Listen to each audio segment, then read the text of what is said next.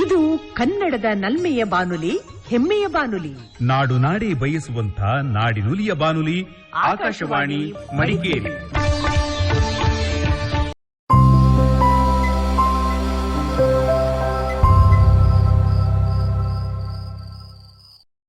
ಕಿಸಾನ್ ವಾಣಿ.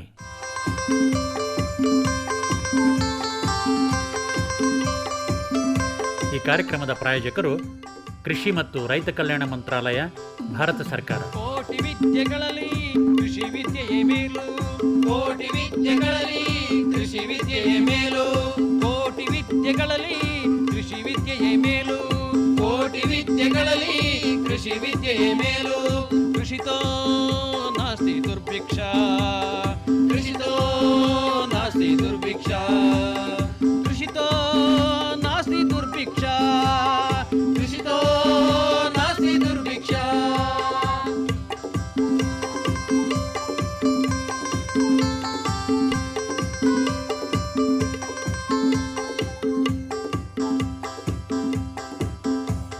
अरे अरे अरे क्या कर रहा है?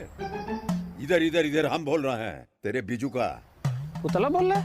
हाँ, पक्षियों से तो हम खेत को बचा लेते हैं, पर इन घातक रसायनों से कैसे बचाएं? मतलब?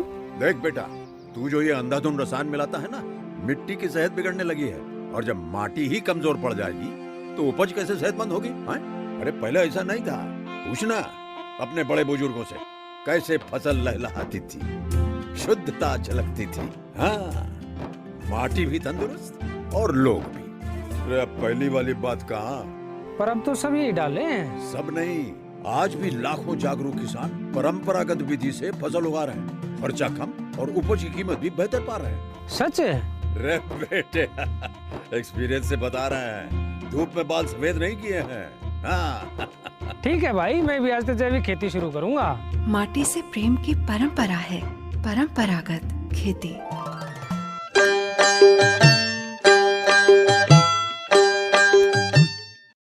ಆತ್ಮೀಯ ರೈತ ಬಾಂಧವರೇ, ಇವತ್ತಿನ ಕಾರ್ಯಕ್ರಮದಲ್ಲಿ ಲವಂಗ ಬೆಳೆ ಬೇಸಾಯದ ಬಗ್ಗೆ ಮಾಹಿತಿಯನ್ನು ಪಡ್ಕೊಳ್ಳೋಣ. ಈ ಕುರಿತು ನಮಗೆ ಮಾಹಿತಿಯನ್ನು ಮಾಡಿಕೊಡ್ತಾ ಇದ್ದಾರೆ ಕೊಡಗು ಜಿಲ್ಲೆ ಅಪ್ಪಂಗಲದಲ್ಲಿರುವಂಥ ಭಾರತೀಯ ಸಾಂಬಾರ ಬೆಳೆಗಳ ಸಂಶೋಧನಾ ಸಂಸ್ಥೆಯ ವಿಜ್ಞಾನಿಗಳಾದಂಥ ಡಾಕ್ಟರ್ MS ಶಿವಕುಮಾರ್ ಅವರು. ನಮಸ್ಕಾರ ಡಾಕ್ಟರ್ ಶಿವಕುಮಾರ್ ಅವರೇ. ನಮಸ್ತೆ ಸರ್. ಪ್ರಾರಂಭದಲ್ಲಿ ಈ ಲವಂಗದ ಪ್ರಯೋಜನ, ಗುಣಗಳು ಮತ್ತು ಬಳಕೆ ಬಗ್ಗೆ ಸ್ವಲ್ಪ ಪರಿಚಯ ಮಾಡಿಕೊಡ್ತೀರಾ? ಲವಂಗ ಅನ್ನೋವಂಥದ್ದು ಒಂದು ಮರ ಸಾಂಬಾರು ಅಂತ ನಾವೇನಂತ ಕರಿತೀವಲ್ಲ, ಆ ಗ್ರೂಪಿಗೆ ಬರುವಂಥ ಸಾಂಬಾರು ಪದಾರ್ಥ ಆಗಿದೆ. ನೀವು ಇದನ್ನ ಉಪಯೋಗಗಳನ್ನ ನೋಡ್ತಾ ಹೋದ್ರೆ, ಮೊದಲನೇದಾಗಿ ಇದೊಂದು ಸಾಂಬಾರು ಬೆಳೆ, ಅಂದ್ರೆ ಸ್ಪೈಸಸ್ ಆಗಿ ಬೇರೆ ಬೇರೆ ಖಾದ್ಯಗಳ ತಯಾರಿಕೆಯಲ್ಲಿ ನಾವು ಇದನ್ನ ಬಳಸುವಂಥದ್ದು ಒಂದು. ಎರಡನೇದು, ಇದರಲ್ಲಿ ತುಂಬಾ ಮೆಡಿಸಿನಲ್ಸ್ ಅಂದ್ರೆ ನ್ಯೂಟ್ರಸಿಟಿಕಲ್ ಪ್ರಾಪರ್ಟೀಸ್ ಅಂತ ಕರಿತೀವಿ. ಹಾಗಾಗಿ ಇದರಲ್ಲಿ ತುಂಬಾ ಆರೋಗ್ಯಕ್ಕೆ ಒಳ್ಳೆಯಂತ ಒಂದು ಗುಣಲಕ್ಷಣಗಳಿರೋದ್ರಿಂದ ಇದನ್ನು ತುಂಬಾ ಮೆಡಿಸಿನಲ್ ಪರ್ಪಸ್ ಆಗೂ ಕೂಡ ನಾವು ಇದನ್ನ ಯೂಸ್ ಮಾಡ್ತೀವಿ. ಔಷಧಿ ಗುಣಗಳು ತುಂಬಾ ಇದೆ ಇದರಲ್ಲಿ, ಅದೊಂದು. ಎರಡನೇದು, ಮೂಲವಾಗಿ ಔಷಧಿಯಲ್ಲಿ ಎಲ್ಲಿ ಯೂಸ್ ಆಗುತ್ತೆ ಅಂತ ನೋಡಿದ್ರೆ ಇದನ್ನ ದಂತ ಅಂತ ನಾವೇನ್ ಕರಿತೀವಲ್ಲ, ಅಲ್ಲಿನ ತುಂಬಾ ನೋವುಗಳನ್ನ ಕಮ್ಮಿ ಮಾಡ್ಲಿಕ್ಕೆ ಯೂಸ್ ಆಗುತ್ತೆ. ಮತ್ತೆ ನಮ್ಮಲ್ಲಿ ಬರುವಂತ ತುಂಬಾ ಪೇಸ್ಟ್ ಗಳಲ್ಲಿ ಇದನ್ನ ರೆಗ್ಯುಲರ್ ಆಗಿ ಯೂಸ್ ಮಾಡ್ತಾರೆ. ಹಾಗೆ ಯಾಕೆಂದ್ರೆ ಇದರಲ್ಲಿ ಒಂದು ಆಂಟಿ ಮೈಕ್ರೋಬಿಯಲ್ ಪ್ರಾಪರ್ಟೀಸ್ ಅಂತ ಅಂತೀವಿ ನಾವು. ಸೂಕ್ಷ್ಮಾಣು ಜೀವಿಗಳನ್ನ ಸಾಯಿಸುವಂತ ಇದು ಇರೋದ್ರಿಂದ ನಮ್ಮ ದವಡೆ ನೋವಾದಾಗ್ಲಾಗ್ಲಿ ಅಥವಾ ಹಲ್ಗಳು ನೋವಾದಾಗ್ಲಾಗ್ಲಿ, ನಮ್ಮ ತಂದೆ ತಾಯಿನೂ ಕೂಡ ನಾವು ಸಣ್ಣವರಿದ್ದಾಗಲೆಲ್ಲ ಈಗಲೂ ಕೂಡ ಕೊಡ್ತಾರೆ. ಹಲ್ಲು ನೋವು ಅಂತ ಅಂದ್ರೆ ಒಂದು ಲವಂಗ ಕೊಡುವಂಥದ್ದು, ಲವಂಗದ ಎಣ್ಣೆ ಬಳಸೋದು. ಹೌದು, ಲವಂಗದ ಎಣ್ಣೆ ಬಳಸುವಂಥದ್ದು. ಇದು ಮೇಜರ್ ಆಗಿ ಔಷಧಿ ಗುಣಗಳಿರುವಂಥದ್ದು. ಇದಲ್ದಲೇನು ಕೂಡ ಲವಂಗ ನಮ್ಮಲ್ಲಿ ಬೇರೆ ಎಲ್ಲಿ ಯೂಸ್ ಆಗುತ್ತೆ ಅನ್ನೋದಾದ್ರೆ ಕೆಲವೊಂದೊಂದು ಆಯುರ್ವೇದಿಕ್ ಮೆಡಿಸಿನ್ಸ್ ಅಲ್ಲೂ ಕೂಡ ತುಂಬಾ ಯೂಸ್ ಆಗುತ್ತೆ. ಹಾಗಾಗಿ ಬಹು ಉಪಯೋಗ ಇರುವಂತ ಒಂದು ಸಾಂಬಾರು ಬೆಳೆನೆ ಸರ್ ಇದು ಲವಂಗ ಅನ್ನುವಂಥದ್ದು. ಅಡಿಗೆನಲ್ಲೂ ಬಳಸ್ತಾರೆ ಇದನ್ನ. ಹೌದು, ನಾನು ಹೇಳ್ದಾಗೆ ಎಷ್ಟೋ ಸ್ವೀಟ್ಗಳಾಗಬೇಕು ಅಂದ್ರೆ ಮೇಲ್ಗಡೆ ಒಂದು ಲವಂಗ ಇಟ್ರೇನೆ ಅದಕ್ಕೊಂದು ಚೆನ್ನಾಗಿ ಕಾಣೋ. ಹೌದು, ಮೇಲ್ಗಡೆ ಒಂದು ಇಡ್ತಾರೆ. ಮತ್ತೆ ಅದಲ್ಲದೇನು ಕೂಡ ಲವಂಗ ನಾವು ಬೇರೆ ರೀತಿ ಯೂಸ್ ಮಾಡ್ತಾ ಇದ್ರೆ ಸ್ವಲ್ಪ ಇನ್ಸೆಕ್ಟಿಸೈಡಲ್ ಪ್ರಾಪರ್ಟೀಸ್ ಇದೆ. ಹಾಗಾಗಿ ನಾವು ಮನೇಲೆಲ್ಲ ನೋಡ್ತಾ ಇರ್ಬೋದು, ಏನಾದ್ರು ಸಿಹಿ ತಿಂಡಿ ಇಟ್ಟಾಗ ಅಲ್ಲಿಗೆ ಹುಳಗಳು ಬರಬಾರ್ದು, ಇರುವೆಗಳು ಬರಬಾರ್ದು ಅಂದ್ರೆ ಲವಂಗ ಹಾಕಿರ್ತಾರೆ. ಯೂಶುವಲಿ ಅಕ್ಕಿಗಳಲ್ಲಿ ಹುಳ ಆಗ್ಬಾರ್ದು ಅಂದ್ರೆ ಒಂದು 4-5 ಲವಂಗ ಹಾಕಿಡುವಂಥದ್ದು ಈ ರೀತಿ ಮಾಡಿರ್ತಾರೆ. ಹಾಗಾಗಿ ಇದರಲ್ಲಿ ಇನ್ಸೆಕ್ಟಿಸೈಡಲ್ ಪ್ರಾಪರ್ಟಿ ಅಂತ ನಾವೇನಂತೀವಲ್ಲ ಅದು ಕೂಡ ಇರುವಂತದ್ದು. ಕೀಟನಾಶಕ ಗುಣ ಕೂಡ. ಹೌದು ಹೌದು ಹೌದು. ಅಂದ್ರೆ ಮುಖ್ಯವಾಗಿ ಲವಂಗ ಮೂಲತಃ ಯಾವ ದೇಶದ ಬೆಳೆ, ಇಲ್ಲಿಗೆ ಹೇಗೆ ಬಂತು ಅಂತ? ಲವಂಗ ಅನ್ನುವಂಥದ್ದು ಮೊಲುಕಾಸ್ ಐಲ್ಯಾಂಡ್ ಅಂತ ಇಂಡೋನೇಷ್ಯಾದಲ್ಲಿರುವಂತ ಒಂದು ದ್ವೀಪ. ಇದು ಜಾಯಿಕಾಯಿ 2-3 ಸಾಂಬಾರು ಪದಾರ್ಥಗಳು ಅದೊಂದು ದ್ವೀಪದಿಂದ ಬಂದಂತ ಬೆಳೆ. ಹಾಗೆ ಲವಂಗನೂ ಕೂಡ ಮೊಲುಕಾಸ್ ಐಲ್ಯಾಂಡ್ ಅಂತ ನಾನು ಏನನ್ನಲ್ಲ, ಮೊಲುಕಾಸ್ ದ್ವೀಪ ಇದು ಇಂಡೋನೇಷ್ಯಾದಲ್ಲಿದೆ, ಅಲ್ಲಿಂದ ಬಂದಿರುವಂತ ಬೆಳೆ. ಇದು ನಮ್ಮ ದೇಶಕ್ಕೆ ಯಾವಾಗ ಬಂತು ಅಂತ ನೋಡ್ತಾ ಹೋದ್ರೆ ಬ್ರಿಟಿಷರು ಕೊಂಡು ಬಂದಂತದ್ದು. ಇದು ಮುಂಚೆ ನಮ್ಮಲ್ಲಿ ಇರಲಿಲ್ಲ.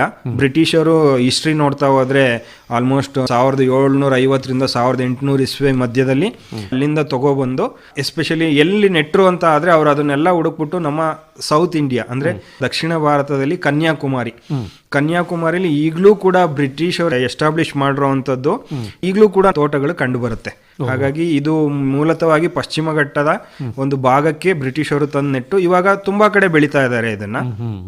ನಮ್ಮ ಕರ್ನಾಟಕದಲ್ಲೂ ಬೆಳೀತಾ ಇದ್ದಾರೆ. ಹೌದು, ನಾವು ಈ ಬೆಳೆಗಳನ್ನ ದೇಶದಲ್ಲಿ ಯಾವ ದೇಶ ಜಾಸ್ತಿ ಪ್ರೊಡ್ಯೂಸ್ ಮಾಡುತ್ತೆ ಅಂತ ನೋಡ್ತಾ ಹೋದ್ರೆ ಇಂಡೋನೇಷ್ಯಾ ನಾನು ಹೇಳ್ದಾಗೆ, ಇನ್ನೊಂದು ಟ್ಯಾನ್ಸಾನಿಯಾ ಅಂತ ಇದೆ, ಇದು ಒಂದು ಒಳ್ಳೆ ಪ್ರೊಡಕ್ಷನ್ ಆಗ್ತಾ ಇರುವಂತ ದೇಶ. ಅದ್ ಬಿಟ್ರೆ ನಮ್ಮ ಇಂಡಿಯಾದಲ್ಲಾಗುತ್ತೆ, ಶ್ರೀಲಂಕಾದಲ್ಲಾಗುತ್ತೆ, ಸ್ವಲ್ಪ ಆಫ್ರಿಕನ್ ಕಂಟ್ರೀಸ್ ಅಲ್ಲಿ ಇತ್ತೀಚೆಗೆ ಕಂಡು ಬರ್ತಾ ಇದೆ. ಈಗ ನಮ್ಮ ಭಾರತದಲ್ಲಿ ನೋಡೋದಾದ್ರೆ ಪಶ್ಚಿಮ ಘಟ್ಟಗಳೆಲ್ಲಿದೆ ಅಲ್ಲೆಲ್ಲ ಆಗ್ತಾ ಇರುವಂತದ್ದು. ಬಟ್ ತುಂಬಾ ಜಾಸ್ತಿ ಆಗ್ತಾ ಇರುವಂತದ್ದು ನಮ್ಮಲ್ಲಿ ಈ ಕನ್ಯಾಕುಮಾರಿ ಡಿಸ್ಟಿಕ್. ಅಂದ್ರೆ ಅಲ್ಲಿ ಪರ್ಟಿಕ್ಯುಲರ್ ಆಗಿ ನಾಗರ್ಕೋಯಿಲ್ ಅಂತ ಇದೆ. ಅದು ಅಂದ್ರೆ ಕನ್ಯಾಕುಮಾರಿ ನಾವೆಲ್ಲ ಅನ್ಕೊಳೋದು ಇದು ಎಂತದ್ದು ಸಮುದ್ರ ತೀರದಲ್ಲಿದೆ ಅಂತ, ಬಟ್ ಅದರಿಂದ ಸ್ವಲ್ಪ ಮೇಲೆ ಹೋಗ್ತಾ ಪಶ್ಚಿಮ ಘಟ್ಟಕ್ಕೆ ಏರ್ತಾ ನಾಗರ್ಕೋಯಿಲ್ ಅಂತ ಬರುತ್ತೆ. ಆ ತಾಲೂಕಲ್ಲಿ ತುಂಬಾ ಜಾಸ್ತಿ ಆಗ್ತಾ ಇದೆ. ಅದು ಬಿಟ್ರೆ ನಮ್ಮಲ್ಲಿ ತಿರುವನಂತಪುರಂ, ಟ್ರಿವಾಂಡ್ರಮ್ ಅಂತ ಏನ್ ಕರಿತೀವಲ್ಲ ಅಲ್ಲಿದೆ, ಕೊಟ್ಟಾಯಮ್ಮಲ್ಲಿ ಕಂಡು ಬರುತ್ತೆ, ಇಡುಕಿಲ್ ಕಂಡು ಬರುತ್ತೆ, ಹಾಗೆ ವಯನಾಡಲ್ಲಿ ಕಂಡು ಬರುತ್ತೆ, ನಮ್ಮ ಮಡಿಕೇರಿ ಕೊಡಗುಲು ಸ್ವಲ್ಪ ಕಂಡು ಬರುತ್ತೆ, ಹಾಸನ, ಆಮೇಲೆ ಈ ಶಿರ್ಸಿ ಸಿದ್ದಾಪುರ ಏರಿಯಾ ಇಂಥ ಕಡೆ ಎಲ್ಲ ಈಗ ಲವಂಗ ಬೆಳೀತಾ ಇದ್ದಾರೆ. ಸ್ವಲ್ಪ ಈ ಮಲೆನಾಡು ಪ್ರದೇಶದಲ್ಲಿ ನಮ್ಮ ರಾಜ್ಯದಲ್ಲಿ ಕಂಡು ಬರ್ತಾ ಇರೋದು. ಹೌದು, ಮಲೆನಾಡು ಪ್ರದೇಶ, ಮಲೆನಾಡು ಅಂತಾನು ಹೇಳಲಿಕ್ಕಿಂತ ಮಲೆನಾಡು ಪ್ರದೇಶದಲ್ಲಿ ಚೆನ್ನಾಗಿ ಬರ್ತಾ ಇದೆ ಇದು ನಮ್ಮಲ್ಲೀಗ. ಇನ್ನು ಲವಂಗದ ಒಂದು ಕೃಷಿಗೆ ಮಣ್ಣು ಹೇಗಿದ್ರೆ ಒಳ್ಳೇದು, ವಾಯುಗುಣ ಹೇಗಿರ್ಬೇಕಾಗುತ್ತೆ? ಹೌದು, ನಮ್ಮ ಪಶ್ಚಿಮ ಘಟ್ಟಗಳಲ್ಲಿ ನಾನು ಹೇಳ್ದಾಗೆ ನಮ್ಮಲ್ಲೇನು ಲೋಮಿ ಸಾಯಿಲ್ಸ್ ಅಂತ ಕರಿತೀವಿ, ಇದರಲ್ಲೆಲ್ಲ ಚೆನ್ನಾಗಿ ಆಗ್ತಾ ಇದೆ ಲವಂಗ. ಅದೇ ರೀತಿ ಸ್ವಲ್ಪ ಕೆಂಪು ಮಿಶ್ರಿತ ಮಣ್ಣುಗಳಲ್ಲೂ ಕೂಡ ಚೆನ್ನಾಗಿ ಆಗ್ತಾ ಇದೆ ಲವಂಗ. ಎಲಿವೇಶನ್ಸ್ ಅಂದ್ರೆ ಸಮುದ್ರ ತೀರದಿಂದ ಎಷ್ಟು ಎತ್ತರದಲ್ಲಿ ಬೆಳಿಬಹುದು ಅಂತ ನೋಡ್ತಾ ಹೋದ್ರೆ ಇದು ಒಂದು 250ರಿಂದ ಒಂದು 750-800 ಮೀಟರ್ ಅಷ್ಟು ಬೆಳೆಯುವಂಥದ್ದು. ಇದ್ರ ಮೇಲೋದ್ರೆ ನಮಗೆ ಕಾಯಿ ಬರುತ್ತೆ, ಬಟ್ ನಮಗೆ ಅದನ್ನ ಎಕನಾಮಿಕಲ್ ಅಂತೀವಲ್ಲ, ಎಕನಾಮಿಕ್ಸ್ ವರ್ಕೌಟ್ ಆಗ್ತಾ ಇಲ್ಲ. ಹಾಗಾಗಿ ಮತ್ತೆ 250 ಮೀನ್ ಸಿ ಲೆವೆಲ್ಗಿಂತ ಕೆಳಗಡೆ ಹೋದ್ರೆ ಇದ್ರಲ್ಲಿ ಕಾಯಿ ಕಟ್ತಾ ಇಲ್ಲ. ನಮ್ಮಲ್ಲಿ ನೋಡ್ತಾ ಇದೀವಿ ನಾವು ಸಮುದ್ರ ಮಟ್ಟದಲ್ಲಿ ನಾವು ಕ್ಯಾಲಿಕಟ್ಟಲ್ಲಿ ಸ್ವಲ್ಪ ನೋಡ್ತಾ ಇದ್ರೆ 10-15% ಕಾಯಿ ಆಗುತ್ತೆ. ಹಾಗಾಗಿ ಸಮುದ್ರದ ಮಟ್ಟದಲ್ಲಿ ಅಷ್ಟು ಚೆನ್ನಾಗಿ ಮಾಡ್ತಾ ಇಲ್ಲ, ಬಟ್ 250ರಿಂದ ಒಂದು 750-800 ಮೀಟರ್ ತನಕನೂ ಕೂಡ ತುಂಬಾ ಚೆನ್ನಾಗಿ ಕಾಯಿ ಕಟ್ತಾ ಇರೋವಂಥದ್ದು ಇದು. ಇನ್ನು ಮುಖ್ಯವಾಗಿ ಈ ಲವಂಗದಲ್ಲಿ ನಾವು ಈ ವಂಶಾಭಿವೃದ್ಧಿಯನ್ನು ಹೇಗೆ ಮಾಡ್ಕೋಬಹುದು ಅಂತೀರಿ? ಅಂದ್ರೆ ಸಸ್ಯಗಳ ಅಭಿವೃದ್ಧಿಯನ್ನು ಹೇಗೆ ಮಾಡ್ಕೋಬಹುದು ಅಂತೀರಿ? ಲವಂಗ ಒಂದು ಸೆಲ್ಫ್ ಪಾಲಿನೇಟೆಡ್ ಕ್ರಾಪ್ ಅಂತ ಕರಿತೀವಿ.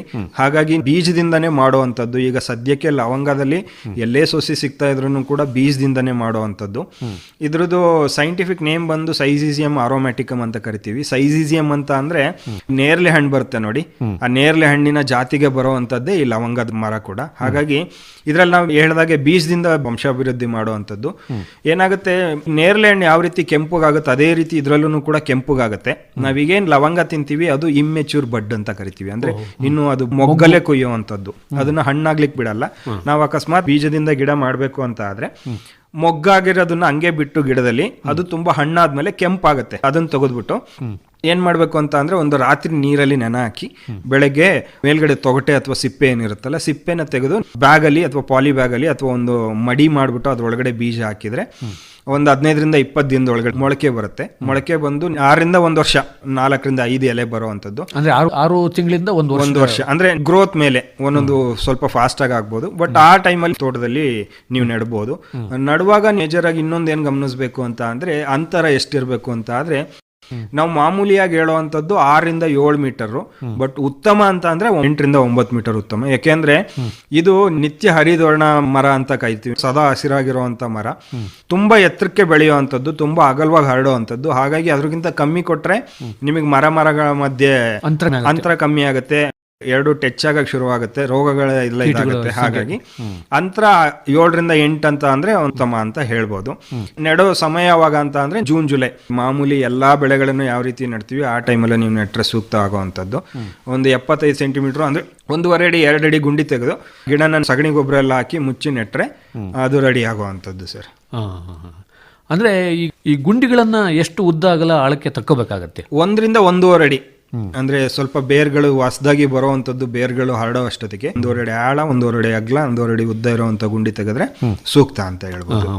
ಯಾವ ಒಂದು ಸಮಯದಲ್ಲಿ ಅಥವಾ ಕಾಲದಲ್ಲಿ ಸಸಿಗಳನ್ನ ನಾವು ನೆಟ್ಕೋಬೇಕಾಗತ್ತೆ? ಮಳೆಗಾಲ ಶುರುವಾಗೋ ಟೈಮಲ್ಲಿ ನಾನು ಹೇಳ್ದಾಗೆ ಬೇರೆ ಗಿಡಗಳನ್ನೆಲ್ಲ ನಾವು ಯಾವಾಗ ನೆಡ್ತೀವಿ ಅದೇ ಟೈಮಲ್ಲಿ ಜೂನ್ ಜುಲೈ ಆ ಟೈಮಲ್ಲಿ ನೆಟ್ರೆ ಸೂಕ್ತ ಅಂತ ಹೇಳ್ಬೋದು. ಮಣ್ಣಲ್ಲಿ ಸಾಕಷ್ಟು ತೇವಾಂಶ ಇರಬೇಕು. ಹೌದು, ತೇವಾಂಶ ಇರಬೇಕು ಇದು. ಅಂದ್ರೆ ಒಂದ್ಸರಿ ನೆಟ್ ಮೇಲೆ ಯಾವ ರೀತಿ ನಿರ್ವಹಣೆ ಮಾಡಬೇಕಾಗತ್ತೆ? ಈಗ ಒಂದ್ಸರಿ ನೆಟ್ ಮೇಲೆ ಈ ಬೆಳೆಗೆ ನಾವು ಒಂದು ಪಾರ್ಷಿಯಲ್ ಶೇಡ್ ಅಂತ ಕರಿತೀವಿ. ಅಂದ್ರೆ ಸ್ವಲ್ಪ ನೆರಳು ಬೇಕಾಗುತ್ತೆ. ಹೊಸದ್ರಲ್ಲಿ ಎಸ್ಪೆಷಲಿ ಒಂದು 5-6 ವರ್ಷದ ತನಕ ಸ್ವಲ್ಪ ನೆರಳು ಬೇಕಾಗುತ್ತೆ. ಹಾಗಾಗಿ ಅಂದ್ರೆ ಬಿಸಿಲು ತಟ್ಕೊಳ್ಳಲ್ಲ ಅಂತೀರಾ? ತುಂಬಾ ಬಿಸಿಲಾದ್ರೆ ತಡೆಯಲ್ಲ. ಹಾಗಾಗಿ ಸ್ವಲ್ಪ ಶೇಡ್ ಕೊಟ್ರೆ ಒಳ್ಳೇದು. ಒಂದ್ಸತಿ ನೀವು ಆ ಬೇರಿನ ಸಿಸ್ಟಮ್ ಅಲ್ಲಿ ಚೆನ್ನಾಗಿ ಅಭಿವೃದ್ಧಿ ಆಗ್ಬಿಟ್ರೆ ಮುಂದೆ ಅದಕ್ಕೇನು ಶೇಡ್ ಬೇಕು ಅಂತ ಇರಲ್ಲ. ಬಟ್ ಇನಿಷಿಯಲ್ ಸ್ಟೇಜಸ್ ಅಲ್ಲಿ ಸ್ವಲ್ಪ ನೆರಳು ಕೊಟ್ರೆ ತುಂಬಾ ಒಳ್ಳೇದು. ಹಾಗಾಗಿ ಆ ನೆರಳಿರುವಂತ ಜಾಗದಲ್ಲಿ ನೆಟ್ಕೊಂಡ್ರೆ ಒಳ್ಳೇದಾಗುವಂಥದ್ದು. ಆಮೇಲೆ ಇನ್ನೊಂದು ಗಮನ ಇಡಬೇಕು ಅನ್ನೋದೇನು ಅಂತ ಅಂದ್ರೆ, ನಾವ್ ಇದನ್ನ ಅಂತರ ಬೆಳೆಯಾಗಿ ತುಂಬಾ ಕಡೆ ಬೆಳಿತೀವಿ. ಕೆಲವೊಂದೊಂದು ಎಸ್ಟೇಟ್ಸ್ ಅಲ್ಲಿ ಮಾತ್ರ ಇದನ್ನ ಮೋನೋಕ್ರಾಪ್ ಅಥವಾ ಏಕ ಬೆಳೆ ಬೆಳೆದಿರುವಂತದ್ದು. ಬೇರೆ ಕಡೆ ಎಲ್ಲ ಇದನ್ನ ಅಂತರ್ ಬೆಳೆಯಾಗಿ, ತೆಂಗಿನಲ್ಲಿ ಅಂತರ್ ಬೆಳೆಯಾಗಿ ಬೆಳೆದಿದ್ದಾರೆ, ಕಾಫಿಲೂ ಕೂಡ ಸ್ವಲ್ಪ ಅಂತರ್ ಬೆಳೆಯಾಗಿ ಬೆಳೆದಿದ್ದಾರೆ, ಅಡಿಕೆಯಲ್ಲೂ ಕೂಡ ಅಂತರ್ ಬೆಳೆಯಾಗಿ ಬೆಳೆದಿದ್ದಾರೆ. ಹಾಗಾಗಿ ಅಂತರ್ ಬೆಳೆಯಾಗಿ ಬೆಳೆಯಲು ಸೂಕ್ತವಾದ ಬೆಳೆ ಅಂತ ಹೇಳ್ಬೋದು. ಅಂದ್ರೆ ಅಂತರ ಬೆಳೆಯಾಗಿ ಬೆಳೆದಾಗ ನೀವು ಹೇಳಿದಾಗೆ ಇದನ್ನ ನೆಡೋದಕ್ಕೆ ಸ್ವಲ್ಪ ನೆರಳು ಕೂಡ ಇರುತ್ತೆ. ಅದೊಂದು ಅನುಕೂಲ. ಮತ್ತೆ ಅಂತರನೂ ಸಾಕಾಗತ್ತೆ ಅಂತರ್ ಬೆಳೆಯಾಗಿ ಬೇರೆ ಬೆಳೆಗಳು ಯಾವ ರೀತಿ ಇದೆ ಹಾಗಾಗಿ ಸ್ವಲ್ಪ ವ್ಯತ್ಯಾಸ ಮಾಡ್ಕೊಬಿಟ್ಟು ನೆಟ್ರೆ ಸಾಕಾಗುತ್ತೆ. ಬಟ್ ನಾನು ಹೇಳಿದಾಗೆ ಕನಿಷ್ಠ ಪಕ್ಷ ಅಂತಂದ್ರೂ 7-8 ಮೀಟರ್ ಅಷ್ಟು ಅಂತರವಾಗಿ ಇರಲೇಬೇಕಾಗತ್ತೆ. ಇನ್ನು ಗೊಬ್ಬರವನ್ನು ಎಷ್ಟೆಷ್ಟು ಕೊಡಬೇಕಾಗತ್ತೆ ಅಂತ? ತುಂಬಾ ತೋಟಗಳಲ್ಲಿ ಯಾರು ಅಷ್ಟು ಗೊಬ್ಬರ ಹಾಕಿ ಮಾಡುವಂಥದ್ದಲ್ಲ. ಈ ಅಂತರ್ ಬೆಳೆಯಾಗಿ ಪಕ್ಕದಲ್ಲಿ ಏನಾಗ್ತಾರೆ ಅದನ್ನೇ ಮಾಡುವಂಥದ್ದು. ಬಟ್ ನಾವೊಂದು ಮೂಲವಾಗಿ ನೋಡ್ಬೇಕು ಅನ್ನೋದೇನು ಅಂತ ಅಂದ್ರೆ, ಪ್ರತಿ ವರ್ಷ 2-3 ಬುಟ್ಟಿಯಷ್ಟು ನೀವು ಸಗಣಿ ಗೊಬ್ಬರ ಕೊಟ್ರೆ ತುಂಬಾ ಒಳ್ಳೇದು. ಒಂದು 40-50 kg ಒಂದು ಸಗಣಿ ಗೊಬ್ಬರ ಹಾಕ್ಬಿಟ್ರೆ ಒಂದು ಬುಡಕ್ಕೆ ಅದು ಆಲ್ಮೋಸ್ಟ್ ನಿಮಗೆ ಇದಾದಂಗೆ ಆಗುತ್ತೆ. ಅದು ಬಿಟ್ರೆ ನೀವು ಅಕಸ್ಮಾತ್ ಏನಾದ್ರೂ ರಾಸಾಯನಿಕ ಗೊಬ್ಬರಗಳನ್ನ ಬಳಸ್ತೀರಿ ಅಂತ ಆದ್ರೆ, ಹೊಸದ್ರಲ್ಲಿ ಅಂದ್ರೆ ಒಂದು 4-5 ವರ್ಷ ತುಂಬಾ ಎತ್ತರ ಆಗ್ದಲೆ ಗಾತ್ರ ಆಗ್ದಲೆ ಇರುವಂತ ಸಣ್ಣದಾಗಿರುವಂತದ್ರಲ್ಲಿ ಒಂದು 40, 110, 180 ಯೂರಿಯಾ, SSP ಮತ್ತೆ MOP ಕೊಟ್ರೆ ಸಾಕಾಗತ್ತೆ. ಅಂದ್ರೆ ಗ್ರಾಮ್ ಲೆಕ್ಕದಲ್ಲಿ. ಅಂದ್ರೆ ನೀವು 2 ಸಲ ಕೊಡ್ಬೇಕಾಗತ್ತೆ. ನಾವು ಬೇರೆ ಬೆಳೆಗಳಲ್ಲಿ ಸ್ಪ್ಲಿಟ್ ಅಪ್ಲಿಕೇಶನ್ ಅಂತ ಏನ್ ಕರಿತೀವಿ, ಭಾಗ ಮಾಡ್ಕೊಡೋವಂಥದ್ದು. ಮಳೆಗಿಂತ ಮುಂಚೆ, ಮಳೆ ಆದ್ಮೇಲೆ ಕೊಟ್ರೆ ಒಳ್ಳೇದು. ತುಂಬಾ ಉದ್ದ ಬೆಳೆಗಳಾಯ್ತು ಅಂತ ಅಂದ್ರೆ ಒಂದು 1/2 kg ಅಷ್ಟು ಯೂರಿಯಾ, 1.5 kg ಅಷ್ಟು SSP ಸಿಂಗಲ್ ಸೂಪರ್ ಫಾಸ್ಫೇಟ್, ಮತ್ತೆ 1/4 kg ಅಷ್ಟು ಮ್ಯೂರೇಟ್ ಆಫ್ ಪೊಟ್ಯಾಶ್ ಕೊಟ್ರೆ ಸಾಕಾಗುತ್ತೆ. ತುಂಬಾ ದೊಡ್ಡ ಮರಗಳಾದ್ರೆ ಅದನ್ನೇ ನಾವು ಮುಂದುವರ್ಸ್ಕೊಂಡು ಹೋಗ್ಬೋದು. ಹೌದು. ಇದು ಮುಖ್ಯವಾಗಿ ಗೊಬ್ಬರದ ಬಗ್ಗೆ ಆಯ್ತು. ಮತ್ತೆ ಸಾಮಾನ್ಯವಾಗಿ ನೀವು ತಿಳಿಸಿದಾಗೆ ಇದನ್ನ ಮಲೆನಾಡಿನಲ್ಲೇ ಬೆಳೆಯುವಂತದ್ದು. ಹಾಗಾಗಿ ಸಾಕಷ್ಟು ಮುಂಗಾರಿನಲ್ಲಿ ಮಳೆ ಇದ್ದೇ ಇರುತ್ತೆ. ಹೌದು. ಬೇರೆ ಸಂದರ್ಭದಲ್ಲಿ ನೀರು ಕೊಡಬೇಕಾಗತ್ತೆ. ಹೊಸದ್ರಲ್ಲಿ 2-3 ವರ್ಷ ಬೇರಿನ ಅಭಿವೃದ್ಧಿ ಆಗೋ ತನಕ ಮಾಮೂಲಿ ನೀವು ಅಡಿಕೆಗೆ ಬೇರೆ ಬೆಳೆಗೆಲ್ಲ ಹೆಂಗ್ ಕೊಡ್ತಾ ಇರ್ತೀರಿ ಹಾಗೆ ಇದಕ್ಕೂ ಸ್ವಲ್ಪ ನೀರು ಕೊಟ್ರೆ ತುಂಬಾ ಒಳ್ಳೇದು. ಒಂದ್ಸತಿ ಎಸ್ಟಾಬ್ಲಿಷ್ ಆಗ್ಬಿಟ್ರೆ ಅದೇನ್ ನೀರ್ ಕೇಳಲ್ಲ. ಯಾಕೆಂದ್ರೆ ಅದ್ರದ್ದು ಬೇರು ತುಂಬಾ ಆಳವಾಗಿ ಹೋಗೋದ್ರಿಂದ ತಡೆಯುವಂಥದ್ದು. ನೀರಿನ ಒಂದು ಅವಶ್ಯಕತೆ ಪ್ರಾರಂಭದಲ್ಲಿ ಅವಶ್ಯಕತೆ ಇರುತ್ತೆ. ಆಮೇಲೆ ಅಷ್ಟು ಬೇಕಾಗಲ್ಲ. ಯಾಕೆಂದ್ರೆ ಅಂತರ ಬೆಳೆಯಾಗಿ ಬೆಳೆಯೋದ್ರಿಂದ ಸ್ವಲ್ಪ ನೆರಳು ಕೂಡ ಇರುತ್ತೆ. ಹೌದು. ಬೇರೆ ಬೆಳೆಗಳಿಗೆ ಕೊಡುವಂತ ನೀರು ಇದಕ್ಕೂ ತೇವಾಂಶ ಇದ್ದೇ ಇರುತ್ತೆ. ಹೌದು. ಈ ಹೂ ಬರೋದು ಯಾವಾಗ, ಮತ್ತೆ ಇದರ ಒಂದು ವೈಶಿಷ್ಟ್ಯತೆ ಬಗ್ಗೆ ಸ್ವಲ್ಪ ಹೇಳ್ತೀರಾ? ಲವಂಗದ ಗಿಡ ಹಾಕಿದ್ಮೇಲೆ ಒಂದು 5-6 ವರ್ಷ ಬೇಕು ಮೊದಲನೇ ಬೆಳೆ ಶುರು ಆಗ್ಲಿಕ್ಕೆ. ಎಷ್ಟು ಅಂತ ಅಂದ್ರೆ ಇದ್ರದ್ದು ಗಾತ್ರ, ಅದ್ರದ್ದು ಎತ್ತರ ಯಾವ ರೀತಿ ಮೇಂಟೈನ್ ಮಾಡಿರಲೇ ಅವಲಂಬಿತವಾಗಿರುತ್ತೆ. ಹಾಗಾಗಿ ನೀವು ತುಂಬಾ ಚೆನ್ನಾಗಿ ನೋಡ್ಕೊಂಡ್ರಿ ಅಂದ್ರೆ 5-6 ವರ್ಷದಿಂದಾನೇ ಇಳುವರಿ ಶುರು ಆಗುವಂತದ್ದು. ಮತ್ತೆ ಇದರಲ್ಲಿ ಪ್ರೂನಿಂಗ್ ಯಾವ್ದನ್ನು ಕೂಡ ಮಾಡಕ್ ಹೋಗ್ಬಾರ್ದು. ಲವಂಗದಲ್ಲಿ ಕೆಲವರು ಕೆಳಗಡೆಯಿಂದ ಕಟ್ ಮಾಡಿ ತುಂಬಾ ಬ್ರಾಂಚಸ್ ಬರಬೇಕು ಅಂತಾರೆ. ಅದ್ರ ಅವಶ್ಯಕತೆ ಇಲ್ಲ. ಇದು ಉದ್ದವಾಗಿ ಬೆಳೆಯುವಂತ ಮರ, ಅಗಲವಾಗಿ. ಹಾಗಾಗಿ ಪ್ರೂನಿಂಗ್ ಏನು ಮಾಡದಲ್ಲೇ ಹಾಗೆ ಬೆಳೆದ್ರೆ ತುಂಬಾ ಒಳ್ಳೆ. ಎಲ್ಲ ರೆಂಬೆ ಕೊಂಬೆಗಳನ್ನು ಬಿಟ್ಕೋಬಹುದು. ಎತ್ತರಕ್ಕೂ ಬೆಳೆಯುತ್ತೆ. ಅಂದ್ರೆ ನಾವು ಕೆಲವು ರೈತರ ತೋಟದಲ್ಲಿ ನೋಡಿದ್ವಿ, ತುಂಬಾ ಎತ್ತರ ಆಯ್ತು ಅಂತ ಕಡ್ದ್ಬಿಟ್ರೆ ಅವ್ರಿಗೆ 4-5 ವರ್ಷ ಮತ್ತೆ ಇಳುವರಿ ಬರಲಿಲ್ಲ ಆ ಮರಗಳಲ್ಲಿ. ಹಾಗಾಗಿ ಕೆಲವೊಂದು ಒಣಗಿದ ರೆಂಬೆ ಕೊಂಬೆಗಳಿದ್ರೆ ತೆಗಿಬಹುದು ಅಷ್ಟೇನೆ. ಹೌದು. ಹೂ ಯಾವಾಗ ಶುರುವಾಗುತ್ತೆ ಅಂತ ನೋಡಿದ್ರೆ ವರ್ಷಕ್ಕೊಂದ್ಸಲಿ ಬಿಡುವಂತ ಬೆಳೆ ಇದು. ಮಳೆ ಶುರುವಾಗ್ತಿದ್ದಂಗೆ ಏನಾಗುತ್ತೆ, ಮೇ ಜೂನ್ ಹೂ ಮೊಗ್ಗು ಅಥವಾ ಸಣ್ಣ ಮೊಗ್ಗುಗಳು ಬರಕ್ ಶುರುವಾಗುತ್ತೆ. ಮೊಗ್ಗಲ್ಲೇ ನಾವು ಕುಯ್ಬೇಕಾಗಿರುವಂತದ್ದು. ಕಾಯಿ ಆಗ್ಲಿಕ್ಕೂ ಬಿಡ್ಲಿಕ್ಕಿಲ್ಲ, ದಪ್ಪ ಆಗ್ಲಿಕ್ಕೂ ಬಿಡ್ಲಿಕ್ಕಿಲ್ಲ. ಇದನ್ನ ಕುಯ್ಯುವಂತದ್ದು ಬಹಳ ಮುಖ್ಯ. ಲವಂಗದಲ್ಲಿ ಮುಖ್ಯ ಮುಖ್ಯವಾದ ಅಂಶ ಎಲ್ಲರನ್ನು ಗಮನಿಸಬೇಕಾಗಿರುವಂತದ್ದು ಕುಯ್ಯುವಂತ ಒಂದು ಹಂತ. ಆ ಮೊಗ್ಗಾಗಿರುವಂತದ್ದನ್ನೇ ಕುಯ್ಬೇಕಾಗಿರುವಂತದ್ದು. ನಮಗೆ ಈ ಮೊಗ್ಗು ಯಾವಾಗ ರೆಡಿ ಆಗುತ್ತೆ ಅಂತ ನೋಡಿದ್ರೆ ಮೇ ಜೂನ್ ಅಲ್ಲಿ ಏನ್ ಬರುತ್ತೆ ನೋಡಿ, ಡಿಸೆಂಬರ್ ಜನವರಿ ಫೆಬ್ರವರಿ ಈ ಟೈಮಲ್ಲಿ ಕೊಯ್ಲಿಗೆ ರೆಡಿ ಆಗುವಂತದ್ದು. ಸ್ವಲ್ಪ ವ್ಯತ್ಯಾಸ ಆಗುತ್ತೆ, ಎಲಿವೇಶನ್ ಅಥವಾ ಸಮುದ್ರ ಮಟ್ಟದಿಂದ ಎಷ್ಟು ದೂರ ಇದೆ ಅದರಿಂದ ಸ್ವಲ್ಪ ಕ್ಲೈಮೇಟಿಕ್ ಕಂಡೀಷನ್ಸ್ ಹವಾಮಾನದಿಂದನೂ ಕೂಡ ಸ್ವಲ್ಪ ಆ ಕಡೆ ಈ ಕಡೆ ಆಗುವಂಥದ್ದು. ಬಟ್ ನಮ್ಮಲ್ಲೆಲ್ಲ ನೋಡ್ತಿರೋ ಹಾಗೆ ಫೆಬ್ರವರಿಲಿ ಒಂದು ಪೀಕ್ ಹಾರ್ವೆಸ್ಟಿಂಗ್ ಬರುವಂಥದ್ದು. ಹಾಗಾಗಿ ನಾವು ಫೆಬ್ರವರಿಲಿ ಆ ಮೊಗ್ಗಿನ ಸಮಯದಲ್ಲಿ ನೋಡಿ ಕುಯ್ಬೇಕಾಗತ್ತೆ. ಅಂದ್ರೆ ಸಾಧಾರಣವಾಗಿ ಇದು ಮೊಗ್ಗು ಬಂದು ಎಷ್ಟು ದಿನಗಳಾದ್ಮೇಲೆ ಕೊಯ್ಲು ಮಾಡ್ಕೋಬೇಕಾಗುತ್ತೆ? ಅಂದ್ರೆ ನಾನು ಹೇಳ್ದಾಗೆ ಹೂ ಶುರುವಾಗುವಂತದ್ದು ಮೇ ಜೂನ್ ಅಲ್ಲಿ ಆದ್ರೆ ಡಿಸೆಂಬರ್ ಜನವರಿಯಿಂದ ಮೊಗ್ಗಾಗ್ಲಿಕ್ಕೆ ಶುರುವಾಗುತ್ತೆ. ಮೊಗ್ಗು ಅರಳಬಾರ್ದು. ಮೊಗ್ಗು ಆದಾಗ್ಲಿಂದ ಅರಳಲಿಕ್ಕೆ 3 ರಿಂದ 4 ವಾರ ಸಮಯ ಇರುತ್ತೆ ಅಷ್ಟೇನೆ. ಮಧ್ಯದಲ್ಲೇನೆ ಕುಯ್ಬೇಕಾಗಿರುವಂತದ್ದು. ಯಾಕೆಂದ್ರೆ ಅದಕ್ಕೆ ಬೆಲೆ ಬರ್ಬೇಕು ಅಂತ ಆದ್ರೆ ಆ ಮೊಗ್ಗಿನ ಸಮಯದಲ್ಲೇ ಕುಯ್ದ್ರೇನೆ ಒಳ್ಳೇದು. ಅದು ಒಂದ್ಸತಿ ಮೊಗ್ಗಿಂದ ಹೂ ಆಯ್ತು ಅಂತ ಅಂದ್ರೆ ಫ್ಲವರ್ ಓಪನ್ ಆಯ್ತು ಅಂತ ಅಂದ್ರೆ ರೇಟು ಅರ್ಧದಷ್ಟು ಕಮ್ಮಿ ಆಗುತ್ತೆ. ಹಾಗಾಗಿ ಅದೊಂದು ಕೊಯ್ಲನ್ನ ಬಹಳ ಗಮನ ಇಟ್ಟು 3 ರಿಂದ 4 ವಾರ ಟೈಮ್ ಸಿಗುತ್ತೆ. ಆ ಮಧ್ಯದಲ್ಲಿ ಕೊಯ್ಲು ಮಾಡ್ಬೇಕಾಗತ್ತೆ. ನೀವು ಲವಂಗ ಇನ್ನು ಮುಚ್ಕೊಂಡಿರುವಾಗಲೇ ನಾವು ಕೊಯ್ಬೇಕು. ಅದು ಅರಳೋದಕ್ಕೆ ಬಿಡಬಾರ್ದು. ಬಿಟ್ರೆ ನಿಮಗೆ ರೇಟ್ ಹೋಯ್ತು ಅಲ್ಲಿಗೆ. ಹಾಗಾಗಿ ಮೊಗ್ಗಾಗಿರುವಾಗ್ಲೇನೆ ಕುಯ್ಬೇಕಾಗತ್ತೆ. ಅಂದ್ರೆ ಆ ಸುವಾಸನೆ ಅವೆಲ್ಲ ಕಡಿಮೆ ಆಗುತ್ತೆ ಅಂತನಾ ಹೇಗೆ? ಮೇಜರ್ ಆಗಿ ಆ ಮೊಗ್ಗಲ್ ಮೇಲ್ಗಡೆ ಏನಿರುತ್ತಲ್ಲ ಅದರಲ್ಲಿ ನಾವು ಯೂಜಿನಾಲ್ ಅಂತ ಕರಿತೀವಿ, ಒಂದು ಕೆಮಿಕಲ್ ಕಂಟೆಂಟ್ ಅದು ಇರುವಂತದ್ದು ಒಂದು. ಲವಂಗದಲ್ಲಿ ನಮಗೆ ಅದ್ ಮೇಲ್ಗಡೆ ಟೋಪಿ ನೋಡಿದ್ರೇನೆ ಲವಂಗ ಅನ್ಸೋಂಥದ್ದು. ಆ ಟೋಪಿ ಅಥವಾ ಕಿರೀಟ ಅಂತ ಕರಿತೀವಿ ನಾವು ಇಂಗ್ಲಿಷ್ ಅಲ್ಲಿ, ಕ್ರೌನ್ ಅಂತ ಕರಿತೀವಿ. ಲವಂಗ ಕಿರೀಟ ಅಂತ ಕರಿತೀವಿ. ಕಿರೀಟ ಹೊಡೆದ್ಬಿಟ್ರೆ ಅದ್ ನೋಡ್ಲಿಕ್ಕೂ ಚೆನ್ನಾಗಲ್ಲ ಮತ್ತು ಮಾರ್ಕೆಟ್ ವ್ಯಾಲ್ಯೂನು ಕಮ್ಮಿ ಆಗುವಂಥದ್ದು. ಹಾಗಾಗಿ ಅವೆರಡು ಅಂಶಗಳನ್ನ ಬಹಳ ಕೂಲಂಕುಷವಾಗಿ ಗಮನಿಸಬೇಕಾಗತ್ತೆ. ಹಾಗಾದ್ರೆ ಈಗ ಕೊಯ್ಲು ಕೂಡ ಬಹಳ ಸೂಕ್ಷ್ಮವಾದ ವಿಷಯ. ಹೌದು. ಹೇಗೆ ಕೊಯ್ಲು ಮಾಡ್ಕೋಬೇಕಾಗತ್ತೆ? ಅದೇ ನಮ್ಮಲ್ಲಿ ಏನ್ ಮಾಡ್ತಾ ಇದ್ದಾರೆ ಅಂತ ಅಂದ್ರೆ ಕುಯ್ಲಿಕ್ಕೆ ಏನ್ ಮಾಡ್ತಾ ಇದ್ದಾರೆ ಅಂದ್ರೆ ಎಸ್ಟೇಟ್ಗಳಲ್ಲಿ ನೋಡಿದ್ರೆ ಸ್ವಲ್ಪ ತಮಿಳ್ನಾಡು ಲೇಬರ್ಸ್ ಇದಾರಲ್ಲ ಅವರು ತುಂಬಾ ಚೆನ್ನಾಗಿ ಇದರಲ್ಲಿ ಇದಾಗಿರೋದ್ರಿಂದ ಕನ್ಯಾಕುಮಾರಿ ಆ ಕಡೆಯಿಂದ ಒಂದು ತುಂಬಾ ಒಳ್ಳೆ ಎಸ್ಟೇಟ್ಗಳಿದೆ ಅಂತ ಅಂದ್ರೆ ಅವ್ರು ಅಲ್ಲಿಂದ ಅವ್ರನ್ನ ಕರೆಸ್ಕೊಂಡು ಆ ಟೈಮಲ್ಲಿ ಕೊಯ್ಲು ಮಾಡ್ಕೊಳ್ಳೋವಂಥದ್ದು. ಎರಡನೇದು ಕೊಯ್ಯುವಾಗ ಈ ಮರದ ಕೊಂಬೆಗಳಲ್ಲಿ ಏನಿರುತ್ತೆ ಹೂ ಆಗುವಂಥದ್ದು ಅಥವಾ ಕಾಯ ಆಗುವಂಥದ್ದು ಹೊರ ಪ್ರದೇಶದಲ್ಲಿ ಅಂದ್ರೆ ಔಟರ್ ಕ್ಯಾನೋಪಿ ಅಂತ ಏನ್ ಕರಿತೀವಿ, ಬಿಸಿಲಲ್ಲಿ ಬೀಳ್ತಾ ಇರುತ್ತೆ, ಅಲ್ಲಾಗತ್ತೆ. ಹಾಗಾಗಿ ನೀವು ಅಷ್ಟು ತುದಿಗೆ ಹೋಗಿ ಕುಯ್ಲಿಕ್ಕೆ ಸ್ವಲ್ಪ ಕಷ್ಟ ಆಗತ್ತೆ. ಇತ್ತೀಚೆಗೆ ಹತ್ಬಿಟ್ಟು ಹಗ್ಗ ಎಲ್ಲ ಕಟ್ಕೊಬಿಟ್ಟು ಕುಯ್ತಾರೆ. ಬಟ್ ನಮ್ಮ ಟ್ರೆಡಿಷನ್ ವೇಲಿ ನಾವು ದೊಡ್ಡ ಎಸ್ಟೇಟ್ಗಳಿಗೆಲ್ಲ ನೋಡಿದ್ರೆ ಅವ್ರೇನ್ ಮಾಡ್ತಾರೆ ಅಂತ ಅಂದ್ರೆ ನಮ್ಮಲ್ಲಿ ಅಲ್ಯೂಮಿನಿಯಂ ಲ್ಯಾಡರು ಅಥವಾ ಬಿದ್ರಿಂದ ಏನ್ ಲ್ಯಾಡರ್ ಬರುತ್ತಲ್ಲ, ಏಣಿ ಬರುತ್ತಲ್ಲ, ಆ ಏಣಿನ ನಿಲ್ಲಿಸ್ಬಿಟ್ಟು ಏಣಿಗೆ 3 ಕಡೆಯಿಂದ ದಾರ ಕಟ್ತಾರೆ ಬೇರೆ ಬೇರೆ ಮರಕ್ಕೆ. ಹಾಗಾಗಿ ಅದ್ ನಿಂತಿರ್ಬೇಕು. ಅದ್ರ ಮೇಲೆ ನಿಂತು ಮೇಲಿಂದ ಕೆಳಗಡೆ ತನಕ ಕೊಯ್ಯುವಂಥದ್ದು ಒಂದು. ಇದು ಮಾಮೂಲಿ ಮಾಡುವಂಥದ್ದು. ಯಾಕೆಂದ್ರೆ ಒಂದು ಸತಿ ಆ ಕೊಂಬೆಗಳೇನಾದ್ರು ಮುರಿದೋಗ್ಬಿಟ್ರೆ ನಿಮಗೆ ಮುಂದಿನ ವರ್ಷ ಈಲ್ಡ್ ಬಹಳ ಎಫೆಕ್ಟ್ ಆಗುತ್ತೆ. ಹಾಗಾಗಿ ಸೂಕ್ಷ್ಮವಾಗಿರುತ್ತೆ ತುದಿಲಿ. ಹಾಗಾಗಿ ಅದು ಮುರಿಯದ ಹಾಗೆ ಆ ಏಣಿನ ಇಟ್ಬಿಟ್ಟು ಕುಯ್ಯುವಂಥದ್ದು. ಕೆಲವರು ನಮ್ಮಲ್ಲೆಲ್ಲ ಸಣ್ಣ ಸಣ್ಣ ಮರಗಳಾದ್ರೆ ಕೈಯಿಂದ ಇಟ್ಕುತ್ತೆ. ಹಾಗಾಗಿ ಮರ ಹತ್ತಿಗೂ ಕೂಡ ಕುಯ್ಯುವಂತ ಒಂದು ಎಲಿವೇಟರ್ಸ್ ಇಂಥವೇನಾದ್ರೂ ಬಂದಿದಾವ? ಇಲ್ಲ, ಸದ್ಯಕ್ಕಿಲ್ಲ. ಅದೇ ಒಂದು ಮುಖ್ಯವಾದ ಪದ್ಧತಿ. ಆದ್ರೆ ಸೂಕ್ಷ್ಮವಾಗಿ ಮಾಡಬೇಕು. ರೆಂಬೆ ಕೊಂಬೆಗಳಿಗೆ ತೊಂದರೆ ಆಗಬಾರ್ದು. ಮತ್ತೆ ಕೊಯ್ಲು ಕೂಡ ಒಂದೇ ಸತಿ ಮಾಡುವಂಥದ್ದು. ನಮ್ಮಲ್ಲಿ ಕೆಲವು ತೋಟಗಳಲ್ಲಿ 2 ಸತಿ ಮಾಡ್ಬೋದು. ಅಂದ್ರೆ ಮೊಗ್ಗುಗಳು ಒಂದೇ ಸಮಯದಲ್ಲಿ ಬಂದಿರಲ್ಲ, ಸ್ವಲ್ಪ ವ್ಯತ್ಯಾಸ ಇರುತ್ತೆ ಮೆಚುರಿಟಿಲೂ ಕೂಡ. ಕೆಲವ್ರು ಏನ್ ಮಾಡ್ತಾರೆ 2 ಸತಿ ಕುಯ್ದ್ರೆ ನಮಗೆ ವೆಚ್ಚ ಬರ್ಸಕ್ಕಾಗಲ್ಲ ಅಂತ ಅಂದ್ಬಿಟ್ಟು ಒಂದೇ ಸತಿ ಕುಯ್ಸೋವಂಥದ್ದು. ಕೆಲವರು 2 ಸತಿ ಮಾಡುವಂಥವ್ರು ಇದ್ದಾರೆ. ಬಟ್ ಮಾಮೂಲಿಯಾಗಿ ಎಲ್ಲರೂ ಮಾಡುವಂಥದ್ದು ಒಂದು ಸತಿ ಒಂದು ಮರ ಹತ್ತಿದ್ರು ಅಂದ್ರೆ ಕೊಯ್ದೆ ಕೆಳಗಡೆ ಇಳಿಯುವಂಥದ್ದು. ಹಾಗಾಗಿ ಒಂದೇ ಕೊಯ್ಲು ಮಾಡುವಂಥದ್ದು ಅದು. ಒಂದ್ಸರಿ ಲವಂಗದ ಮೊಗ್ಗುಗಳನ್ನ ನಾವು ಕೊಯ್ಕೊಂಡ ಮೇಲೆ ಯಾವ ರೀತಿ ಅದನ್ನ ಸಂಸ್ಕರಣೆ ಮಾಡ್ಕೋಬೇಕಾಗತ್ತೆ? ನಾನು ಇನ್ನೊಂದು ಕುಯ್ಯೋದ್ರ ಬಗ್ಗೆ ಒಂದು ಮುಖ್ಯವಾದ ಅಂಶ ಹೇಳ್ಬೇಕು ಅಂತ ಅಂದ್ರೆ, ಕುಯ್ಯೋದು ತುಂಬಾ ಲೇಬರ್ ಇಂಟೆನ್ಸಿವ್ ಕ್ರಾಪ್. ನೀವು ಒಂದ್ಸತಿ ಕುಯ್ಯುವಾಗ ಮೊಗ್ಗುಗಳನ್ನ ಮಾತ್ರ ಕುಯ್ಯಲ್ಲ, ಅದ್ರದ್ದು ಹಿಂದೆ ಇರುವಂತ ಒಂದು ಗೊಂಚಲಾಗಿ ಬರುವಂತದ್ದು ಇದು. ಹಾಗಾಗಿ ಇಡೀ ಗೊಂಚಲನ್ನೇ ಕುಯ್ತಾರೆ. ಆ ಕುಯ್ದಿದ್ದನ್ನ ಏನ್ ಮಾಡ್ತೇವೆ, ನಮ್ಮ ಎಸ್ಟೇಟ್ಗಳಲ್ಲಿ ಯೂಶುವಲಿ ಬೆಳಗ್ಗೆ ಒಂದು 7 ಗಂಟೆಗೆ ಶುರು ಮಾಡ್ಬಿಡ್ತಾರೆ ಅವ್ರ ಕೊಯ್ಲ. 3 ರಿಂದ 4 ಗಂಟೆ ಒಳಗೂ ಕುಯ್ದ್ಬಿಟ್ಟು ಅದನ್ನ ತಗೊಬಂದು ಆ ಗೊಂಚಲಿಂದ ಸಪರೇಟ್ ಮಾಡುವಂಥದ್ದು.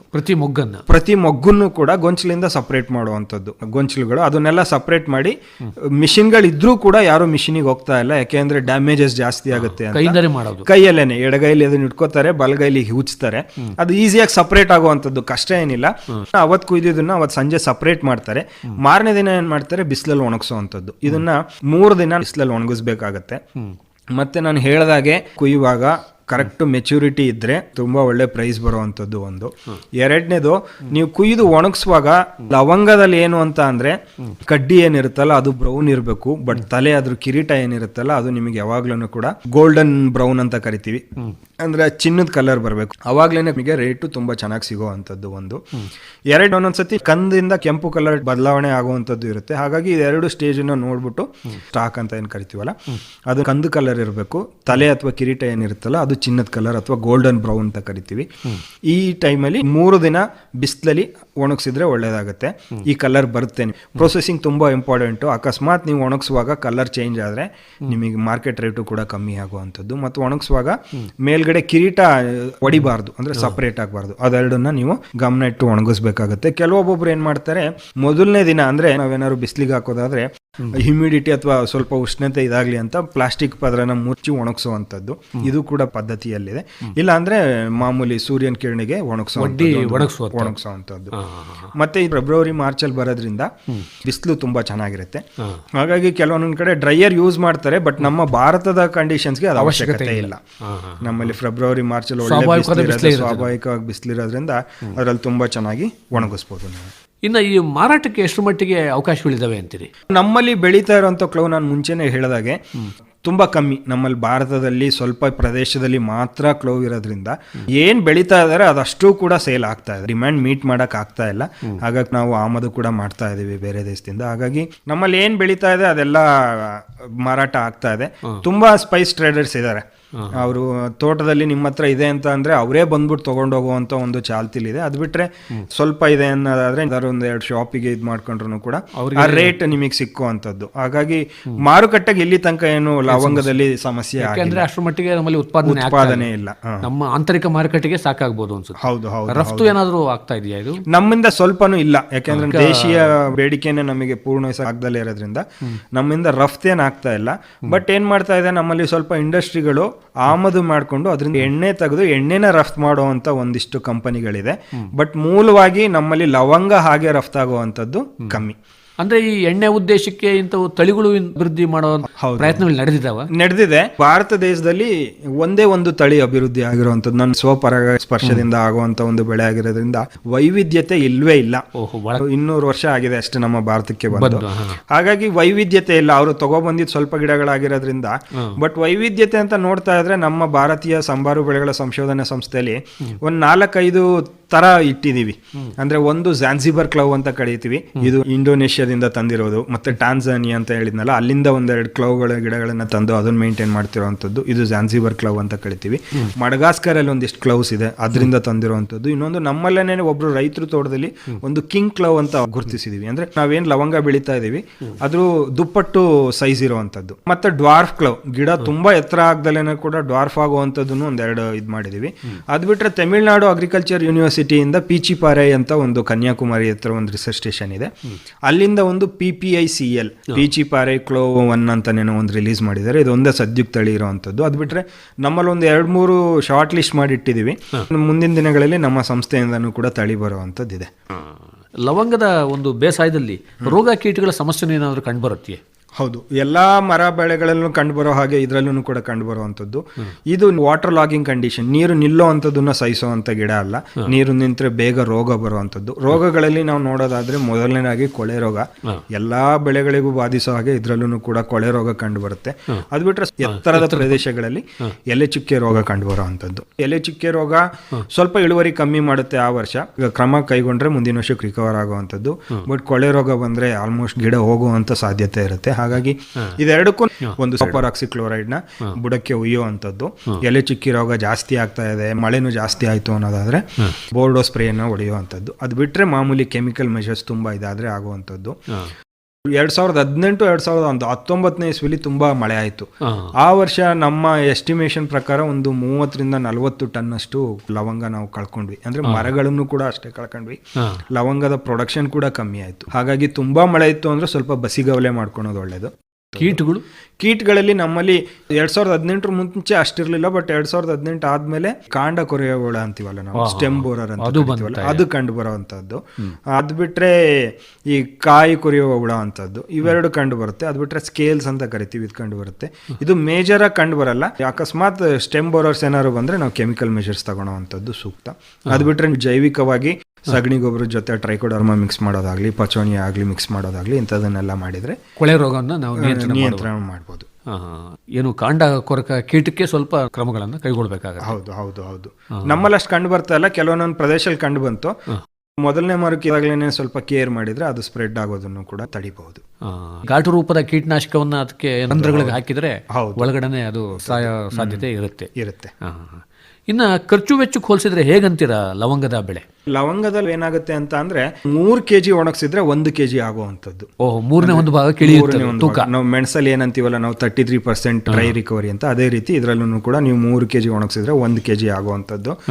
ಖರ್ಚು ವೆಚ್ಚ ಅನ್ನೋದನ್ನ ನೋಡಕ್ ಹೋದ್ರೆ 1 kgಗೆ ಕೊಯ್ಲು ಮತ್ತೆ ಸಂಸ್ಕರಣೆ ಅಂದ್ರೆ ಪ್ರೊಸೆಸಿಂಗ್ ಇದೆರಡಕ್ಕೂ ಸೇರಿ 230 ರಿಂದ 250 ರೂಪಾಯಿ ಖರ್ಚು ಬರುತ್ತೆ. ಯಾಕೆಂದ್ರೆ ಲೇಬರ್ಸ್ ಎಲ್ಲ kgಗೆ ಚಾರ್ಜ್ ಮಾಡುವಂಥದ್ದು, ಯಾರು ದಿನಗೂಲಿ ಕೆಲಸ ಮಾಡಲ್ಲ. ಮತ್ತೆ ನಮ್ಮಲ್ಲಿ ಇತ್ತೀಚೆಗೆ ಪ್ಲಾಂಟರ್ಸ್ ಅಲ್ಲೂ ಕೂಡ ಅದು ಆಗಿದೆ, ನಾವು ದಿನಗೂಲಿ ಕೆಲಸ ಮಾಡಿದ್ರೆ ಅದು ನಮಗೆ ವರ್ಕೌಟ್ ಆಗಲ್ಲ ಅಂತ ಅವ್ರು kgಗೆ ಚಾರ್ಜ್ ಮಾಡುವಂಥದ್ದು. ಹಾಗಾಗಿ 230 ರಿಂದ 250 ರೂಪಾಯಿ ಖರ್ಚು ಬರುವಂಥದ್ದು. ಮತ್ತೆ ಇದಕ್ಕೆ ಮಾರ್ಕೆಟ್ ರೇಟ್ ಎಷ್ಟಿದೆ ಅಂತ ನೋಡಿದ್ರೆ ಒಂದು 800 ರೂಪಾಯಿ ಅರೌಂಡ್ ಕಿಲೋಗ್ರಾಮ್ಗೆ. ಸ್ವಲ್ಪ ಗ್ರೇಡ್ಗಳಿಂದ ವ್ಯತ್ಯಾಸ ಆಗುತ್ತೆ. ನಮ್ಮಲ್ಲಿ 3 ಗ್ರೇಡ್ ಆಗಿ ವಿಂಗಡಣೆ ಮಾಡ್ತೀವಿ. ಒಂದು ಕಂದು ಬಣ್ಣ ಮತ್ತೆ ಚಿನ್ನದ ಕಿರೀಟ, ಇದೆರಡು ಇರುವಂತದಕ್ಕೆ ನಿಮಗೆ 800 ರಿಂದ 900 1000 ತನಕನೂ ಕೂಡ ಹೋಗುವಂಥದ್ದು ಇದೆ. 1200 ಕೂಡ ಕೊಡ್ತಾರೆ, ತುಂಬಾ ಚೆನ್ನಾಗಿದೆ, ತುಂಬಾ ಸೈಜ್ ಇದ್ರೆ. ಎರಡನೇದು ಬರ್ತಾ ಇರುವಂತದ್ದು ಮೀಡಿಯಂ ಸೈಜ್, ಸ್ವಲ್ಪ ಮೆಚೂರಿಟಿಲೂ ಕೂಡ ವ್ಯತ್ಯಾಸ ಇರುತ್ತೆ. ಇದು ಮೀಡಿಯಂ ಸೈಜ್ ಇರುವಂತದ್ದು, ಇದು ಒಂದು 800 750 ಈ ರೀತಿ ಕೊಡುವಂಥದ್ದು. ಮೂರನೇದು ಬರುವಂತದ್ದು ಈ ಕಿರೀಟ ಇಲ್ದಲೇ ಇರುವಂತದ್ದು, ಮತ್ತೆ ಓಪನ್ ಆಗಿರುವಂತ ಹೂ, ಮೊಗ್ಗು ಹೊಡೆದು ಹೂವಾಗಿರುವಂತದ್ದು, ಮತ್ತೆ ಡ್ಯಾಮೇಜ್ಡ್, ಇದನ್ನ 3rd ಗ್ರೇಡ್ ಅಂತ ಕ್ರಿಯೇಟ್ ಮಾಡಿ ಇದೆ ಹೇಳ್ತಾರೆ. ಇದಕ್ಕೊಂದು 400 ರಿಂದ 500 ರೂಪಾಯಿ ಕೊಡುವಂಥದ್ದು. ಹಾಗಾಗಿ ಸರಾಸರಿ ನೋಡಿದ್ರೆ 800 ರಿಂದ 850 ರೂಪಾಯಿ ಸದ್ಯದ ಮಾರ್ಕೆಟ್ ದರ. ಅದು ಬೇರೆನೂ ನೋಡ್ತೀವಿ ಅನ್ನೋದಾದ್ರೆ ಒಂದು 300 ರಿಂದ 320 ರೂಪಾಯಿ ಖರ್ಚು ಅಂತ ನೋಡಿದ್ರೆ 800 ರೂಪಾಯಿ. ಹಾಗಾಗಿ ಆಲ್ಮೋಸ್ಟ್ 1:2 ಅಂತ ಅಂದ್ರೂ ತಪ್ಪಾಗ್ಲಿಕ್ಕಿಲ್ಲ, ಅಷ್ಟು ಬರುವಂಥದ್ದು.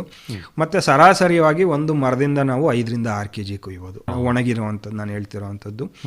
ನಾನು ಕೆಲವು ತೋಟಗಳು ನೋಡಿದಾಗ ಅವರು ಅದರಲ್ಲಿ 100 kg ಹಸಿ ಕುಯ್ದಿರುವಂಥದ್ದು ಇದೆ, ಅಂದ್ರೆ ಒಂದು 30 ರಿಂದ 35 kg. ಅದು ಎಕ್ಸ್ಟ್ರಾ ಅಂತ ಅಂದ್ರೆ ಔಟ್ ಲೇಯರ್ ಅಂತೀವಲ್ಲ, ಜಾಸ್ತಿ ಅನ್ಕೊಂಡ್ರು ಕೂಡ ಸರಾಸರಿಯಾಗಿ 5 ರಿಂದ 6 kg ಅಷ್ಟು ಕುಯ್ಲು ನೀವು, ಅಂದ್ರೆ 4,000 ಪ್ರತಿಯೊಂದು ಮರಕ್ಕೆ ಆದಾಯ ಸಿಗುವಂಥದ್ದು. ಇದು ಕನ್ಯಾಕುಮಾರಿ ಕ್ಲೌ ಅಂತ ಏನಿದೆ, ಈ ಪ್ರದೇಶದಿಂದ ಕ್ಲೌ ಬರೋದಕ್ಕೆ ಜಿಯೋಗ್ರಫಿಕಲ್ ಇಂಡಿಕೇಶನ್ಸ್ ಕೂಡ ಇದೆ. ಕನ್ಯಾಕುಮಾರಿ ಕ್ಲೌ ಅಂತ GI ಟ್ಯಾಗ್ ಇರುವಂತದ್ದು. ಅದಕ್ಕೆ ವಿಶೇಷವಾದ ಬೆಲೆ ಏನಾದರೂ ಸಿಗ್ಬೋದಾ?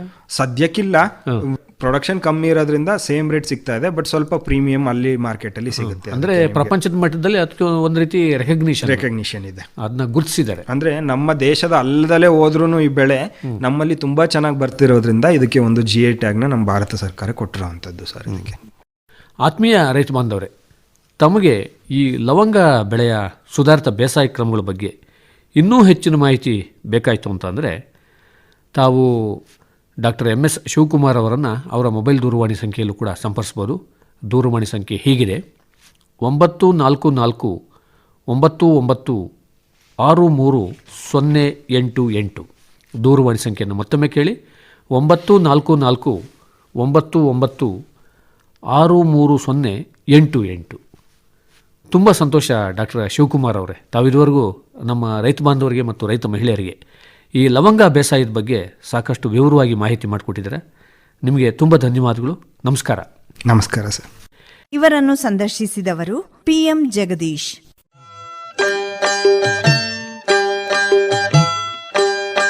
ಪ್ರಧಾನಮಂತ್ರಿ ಕಿಸಾನ್ ಮಾನ್ಧನ್ ಯೋಜನೆ ಸಿಗುವುದು ಪೆನ್ಷನ್ನ ಆಸರೆಯು, ಆಗದು ನಿರಾಸರೆ ಇನ್ನು, ಸಿಗುವುದು ಸಂತಸದ ಕ್ಷಣವು, ಕಳೆಯುವುದು ಸುಖದಿಂದ ವೃದ್ಧಾಪ್ಯ ರಕ್ಷಿತ ಆಗುವ ಅನ್ನದಾತ ಸುರಕ್ಷಿತ ಆಗುವ ಅನ್ನದಾತ. ಪ್ರಧಾನಮಂತ್ರಿ ಕಿಸಾನ್ ಮಾನ್ಧನ್ ಯೋಜನೆಯಿಂದ ಲಘು ಮತ್ತು ಸಣ್ಣ ಹಿಡುವಳಿದಾರ ರೈತರ ಭವಿಷ್ಯವಾಗುತ್ತೆ ಸುರಕ್ಷಿತ. 60 ವರ್ಷ ವಯಸ್ಸಾದ ನಂತರ 3,000 ರೂಪಾಯಿಗಳ ಮಾಸಿಕ ಪೆನ್ಷನ್ ಖಚಿತ. 55 ರಿಂದ 200 ರೂಪಾಯಿಗಳ ಮಾಸಿಕ ಶುಲ್ಕ ನೀಡಿ 18 ರಿಂದ 40 ವರ್ಷ ತನಕ ರೈತರು ಪ್ರವೇಶಿಸಬಹುದು. ಈ ಅಂಶದಾನ ಯೋಜನೆಯಲ್ಲಿ ಸರ್ಕಾರ ನೀಡುತ್ತದೆ ಸಮಪಾಲು ಕೊಡುಗೆ. ಎಲ್ಲ ರೈತ ಬಾಂಧವರು ಈ ಸೇವೆಯ ಪ್ರಯೋಜನಕ್ಕಾಗಿ ಜನಸೇವಾ ಕೇಂದ್ರಕ್ಕೆ ಹೋಗಿ ಉಚಿತವಾಗಿ ತಮ್ಮ ಹೆಸರನ್ನು ನೋಂದಾಯಿಸಿಕೊಳ್ಳಿ. ಪ್ರಧಾನಮಂತ್ರಿ ಕಿಸಾನ್ ಮಾನ್ಧನ್ ಯೋಜನೆ ಅನ್ನದಾತರ ಪರಿಶ್ರಮಕ್ಕಾಗಿ ಈಗ, ಪೆನ್ಷನ್ನಿಂದ ಅವರ ಮನೆ ಸುರಕ್ಷಿತ. ಕೃಷಿ ಮತ್ತು ರೈತ ಕಲ್ಯಾಣ ಖಾತೆ ಭಾರತ ಸರ್ಕಾರದ ವತಿಯಿಂದ ಜನಹಿತಕ್ಕಾಗಿ ಜಾರಿ. ಇದುವರೆಗೆ ಕಿಸಾನ್ ವಾಣಿ ಕೇಳಿದಿರಿ.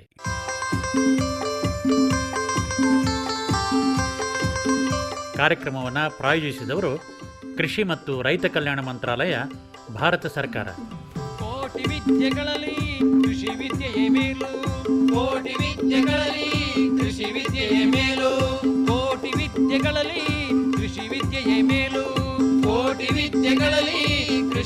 ವಿದ್ಯೆಯೇ ಮೇಲು. ಕೃಷಿತೋ